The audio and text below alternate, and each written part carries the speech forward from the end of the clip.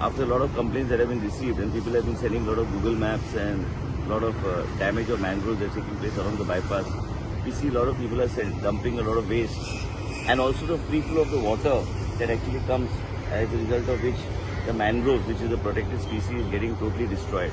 I have given strict instructions to the forest department that we will take strict action against the people who are trying to dump, and a lot of people are coming in throwing debris and other things as a result of which the natural mangroves and protected species, which is here, all of us know, people who understand what is the importance of mangroves in the overall ecosystem, is being damaged. Strict instructions are being given to the PCCF and APCCF and also the DCF North that action to be taken. Necessary notices to be sent to the respective departments whose land this belongs to. This comes under, I'm told it comes under the Kamudar land, but definitely they need to also be alert and bring it to the knowledge of the forest department as to what needs to be done. But we are going to be very strict. We are not going to be allowed landfilling, especially in the mangrove area, and strict action will be taken by the government.